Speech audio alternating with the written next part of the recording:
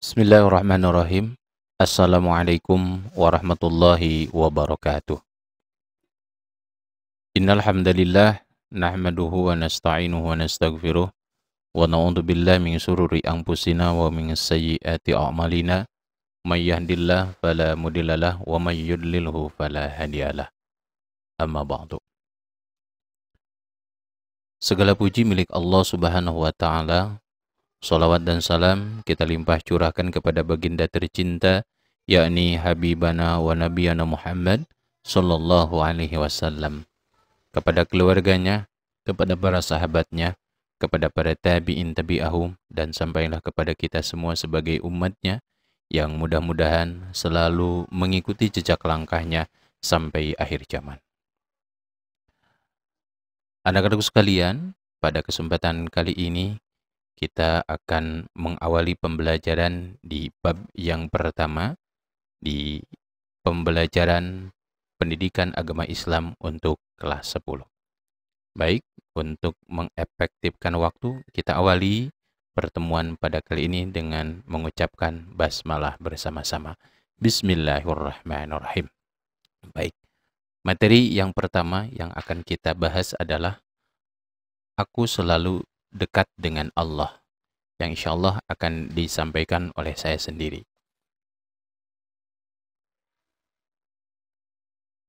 Baik, kita mulai. Sebelum kita melanjutkan, apa yang menjadi tujuan pembelajaran pada kali ini? Tujuan pembelajaran, peserta didik bisa mengetahui, memperoleh nilai dan perilaku mulia sesuai dengan Asmaul Husna, yakni pribadi yang dermawan, jujur, amanah, tangguh, toleran, adil, dan bertakwa. Kita lanjutkan ke materi, itu tujuan pembelajaran pada kali ini. Kita lanjutkan ke materi. Baik. Materi yang pertama, kita akan membahas tentang bagaimana pengertian Asmaul Husna. Asmaul Husna terdiri atas dua kata, yaitu asma yang berarti nama-nama dan husna yang berarti baik atau indah. Jadi, Asmaul Husna dapat diartikan sebagai nama-nama yang baik lagi indah, yang hanya dimiliki oleh Allah Subhanahu wa taala sebagai bukti keagungannya. Itu pengertian tentang Asmaul Husna. Kita lanjutkan. Bagaimana dalil Asmaul Husna? Yang pertama, di dalam Al-Quran surat Al-A'raf ayat 180, Allah telah berfirman, A'udzu billahi minasyaitonir rajim. Bismillahirrahmanirrahim. Walillahil asmaul husna fad'uhu biha wadarul ladzina yulhiduna fi asma'ih sayujzauna ma kanu ya'malun. Yang artinya, dan Allah Subhanahu wa taala memiliki Asmaul Husna, maka bermohonlah kepadanya dengan menyebut nama-namanya dan yang baik, dan tinggalkanlah orang-orang yang menyimpang dalam menyebut nama-namanya. Nanti mereka akan mendapat balasan terhadap apa yang mereka kerjakan. Di dalam Al-Quran surat Al-A'raf ayat 180. Anak-anakku sekalian, dalam ayat lain dijelaskan bahwa Asmaul Husna merupakan amalan yang bermanfaat dan mempunyai nilai yang tak terhingga tingginya. Berdoa dengan menyebut Asmaul Husna sangat dianjurkan menurut ayat tersebut. Kita lanjutkan ke dalil yang selanjutnya, yakni yang kedua menurut hadis Rasulullah Shallallahu Alaihi Wasallam yang diriwayatkan oleh Bukhari.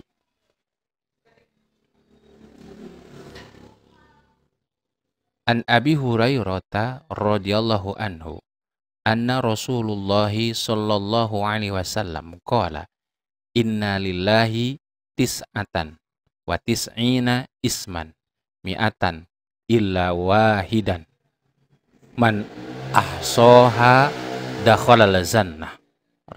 Rawahu Bukhari. Artinya, dari Abu Hurairah radhiyallahu an, sesungguhnya Rasulullah Shallallahu alaihi wasallam bersabda, sesungguhnya Allah Subhanahu wa taala mempunyai 99 nama, 100 kurang 1. Barang siapa yang menghafalkannya, maka ia akan masuk surga. Hadis riwayat Bukhari. Berdasarkan hadis di atas, menghafalkan Asmaul Husna akan mengantarkan orang yang melakukannya masuk ke dalam surga Allah Subhanahu wa taala. Apakah hanya dengan menghafalkannya seseorang dengan mudah akan masuk ke dalam surga? Jawabannya tentu saja tidak. Karena menghafalkan Asmaul Husna harus diiringi juga dengan menjaganya. Baik menjaganya melalui hafalannya dengan terus-menerus menzikirkannya, maupun menjaganya dengan menghindari perilaku-perilaku yang bertentangan dengan sifat-sifat Allah Subhanahu wa taala dalam Asmaul Husna tersebut. Oke. Kita lanjutkan. Ini sudah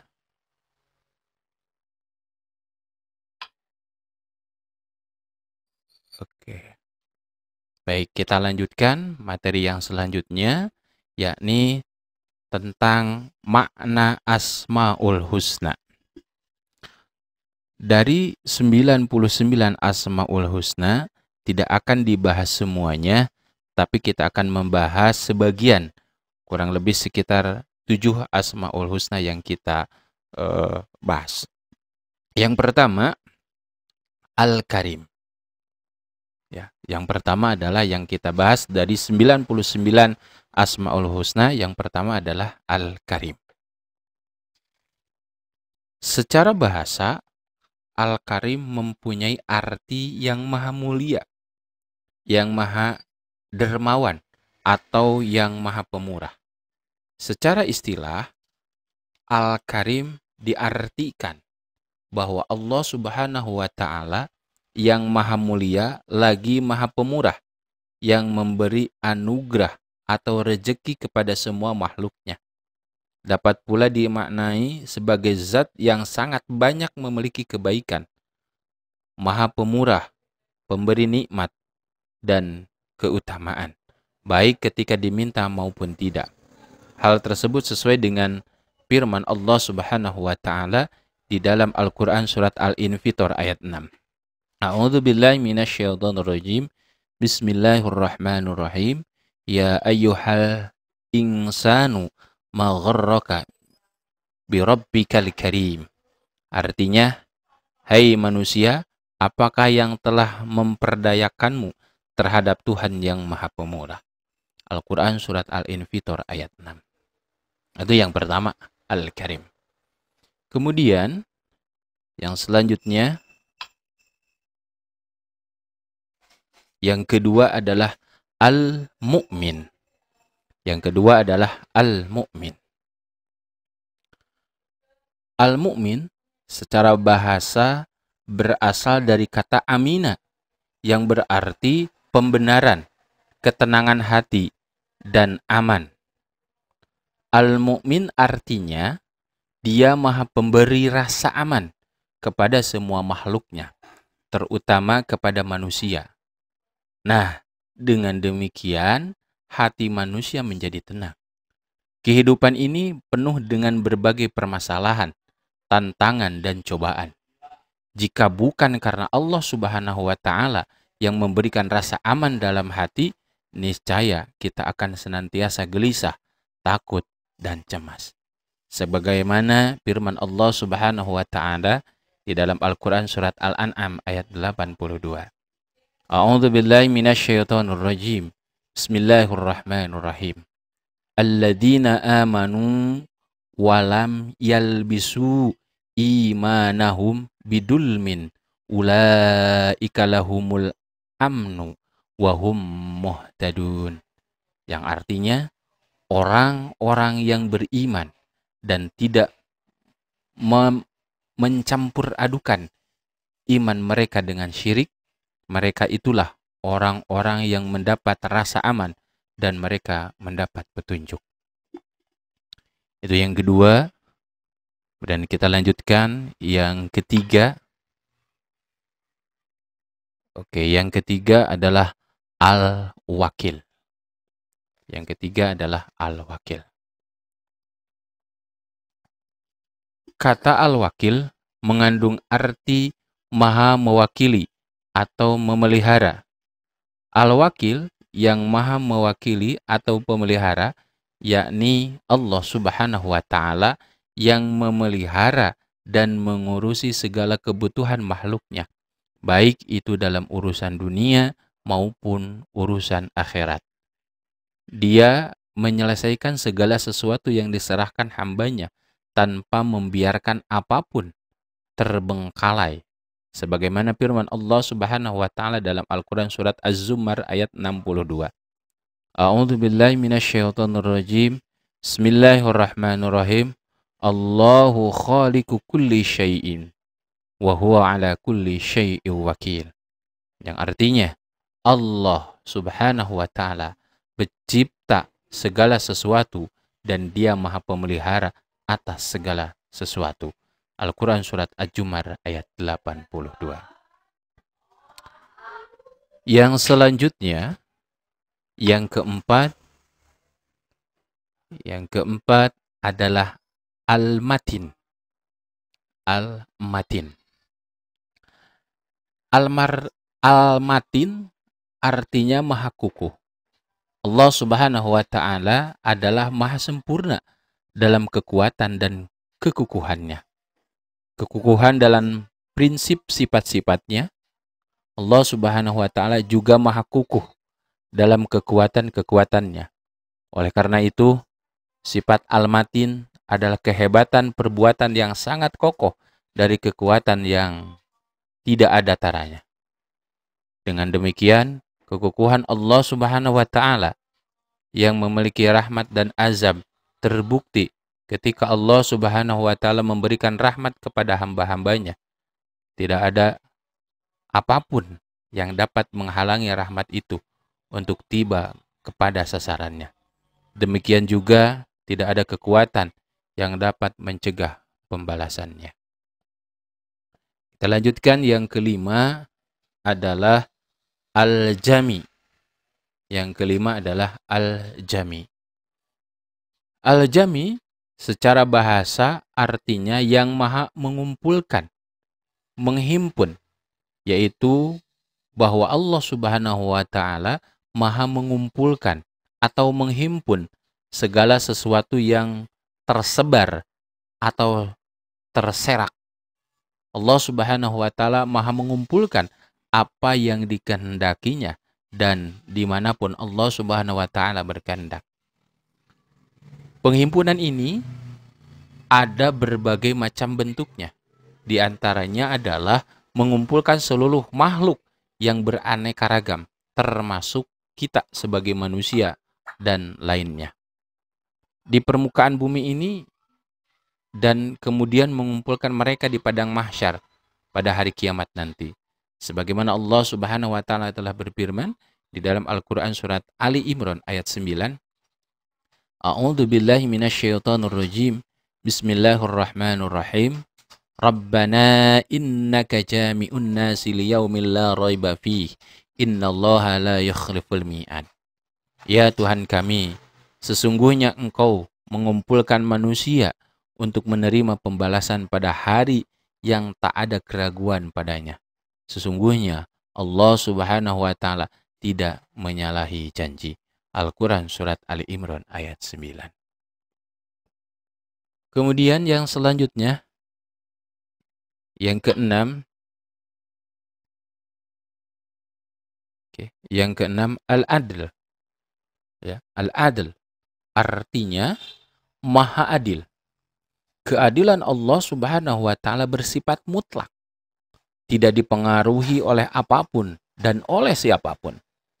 Keadilan Allah Subhanahu wa taala juga didasari dengan ilmu Allah Subhanahu wa taala yang maha luas.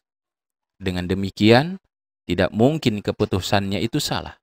Sebagaimana firman Allah Subhanahu wa taala di dalam Al-Qur'an surat Al-An'am ayat 115. A'udzu billahi minasyaitonir rajim. Wa tammat kalimatu rabbika sidqan wa adla.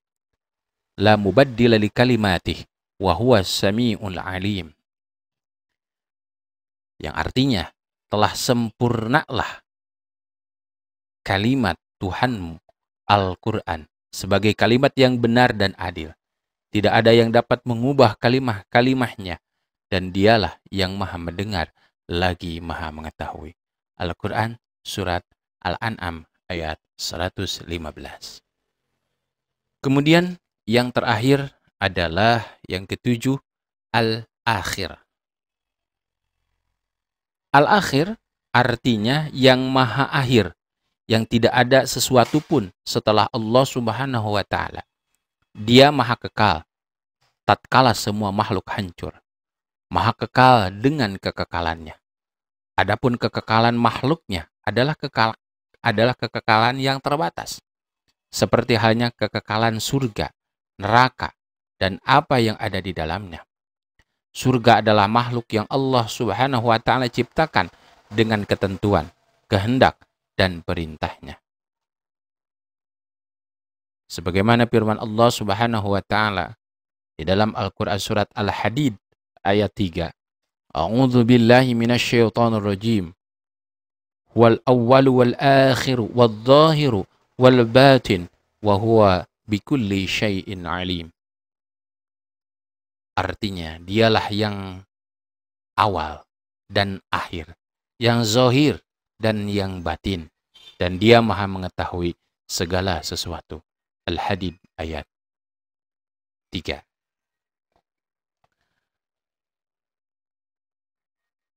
Anak-anakku sekalian, yang selanjutnya,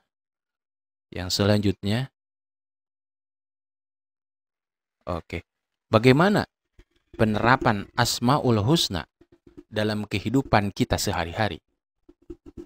Insyaallah mudah-mudahan penjelasan yang tadi disampaikan bisa dipelajari kembali.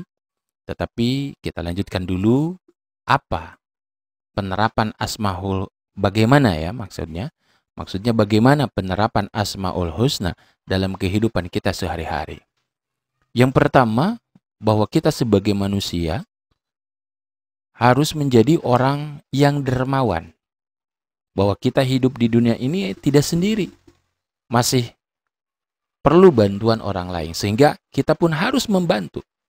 Harus membantu kepada siapa? Kepada saudara-saudara kita yang membutuhkan. Itu yang pertama. Kemudian yang kedua adalah menjadi orang yang jujur. Jujur kepada diri sendiri. Jujur kepada orang lain. Kemudian yang ketiga, senantiasa bertawakal kepada Allah Subhanahu wa taala setelah kita berusaha, setelah kita berdoa. Maka yang terakhir adalah kita senantiasa bisa bertawakal kepada Allah Subhanahu wa taala. Yang keempat adalah menjadi pribadi yang kuat dan teguh pendirian. Yang kelima, berkarakter pemimpin. Yang keenam, berlaku adil. Dan yang ketujuh, menjadi orang yang bertakwa.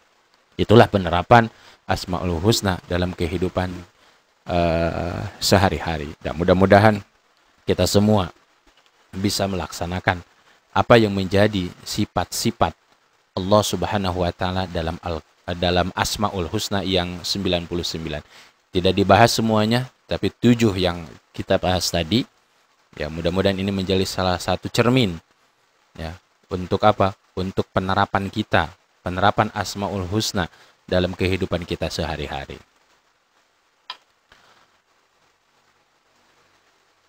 Baik, kita rangkum terlebih dahulu apa yang telah disampaikan, ya. Apa yang telah disampaikan kita rangkum terlebih dahulu. Oke. Baik, anak-anakku sekalian. Jadi Asmaul Husna artinya nama-nama yang baik dan indah yang hanya dimiliki oleh Allah Subhanahu wa taala. Ya, sebagai bukti keagungannya, nama-nama Allah Subhanahu wa taala yang agung dan mulia itu merupakan suatu kesatuan yang menyatu dalam kebesaran dan keagungannya. Jadi inilah nama-nama Allah yang 99 itu, ya. Asmaul Husna. Jadi anak-anakku sekalian, sekali lagi kesimpulannya adalah bahwa Asmaul Husna itu nama-nama yang baik dan indah yang hanya dimiliki oleh Allah Subhanahu wa taala. Dan ini sebagai bukti keagungannya, keagungan Allah Subhanahu wa taala. Nama-nama Allah Subhanahu wa taala yang agung dan mulia itu merupakan suatu kesatuan yang menyatu dalam kebesaran dan keagungannya. Itu kesimpulannya atau rangkuman dari apa yang telah kita jelaskan. Selanjutnya ini untuk tugas di rumah. Ya, untuk tugas di rumah silahkan, ada beberapa pertanyaan, silahkan kalian cari, ya, cari dan nanti bisa kalian pelajari, ya. Barangkali apa yang telah dijelaskan barusan itu belum jelas, tinggal nanti kalian bisa bertanya kepada kami, ya, bertanya langsung. Yang pertama, bagaimana cara kita meneladani Asmaul Husna Al-Karim? Silakan.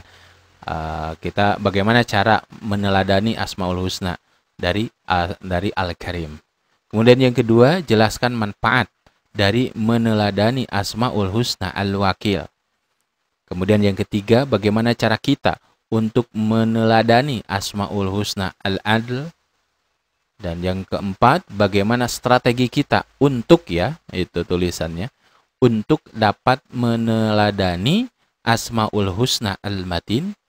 Dan yang terakhir, jelaskan manfaat dari meneladani Asmaul Husna Al-Akhir. Jadi silakan kalian cari jawaban-jawabannya dan mudah-mudahan bisa menjawab, ya. Saya yakinlah untuk hari ini, karena memang teknologi sudah begitu canggih, informasi dapat kalian peroleh dari genggaman tangan. Mungkin itu saja untuk pertemuan kali ini. Mudah-mudahan apa yang disampaikan ini bisa menjadi gambaran, ya, gambaran untuk penjelasan tentang bab yang pertama di kelas 10, yakni tentang aku dekat dengan Allah, atau kita bahas di sini adalah tentang Asmaul Husna. Sekali lagi itu saja yang dapat saya sampaikan. Terima kasih atas perhatiannya. Mohon maaf atas segala kekurangannya. Yang benarnya dari Allah Subhanahu wa taala, yang kelirunya, yang salahnya dari kesalahan pribadi saja, dalam kesalahan pribadi saya, dan mudah-mudahan Allah Subhanahu wa taala mengampuni ketika saya salah menyampaikan. Sekali lagi itu saja yang dapat disampaikan. Terima kasih atas perhatiannya. Wassalamualaikum warahmatullahi wabarakatuh.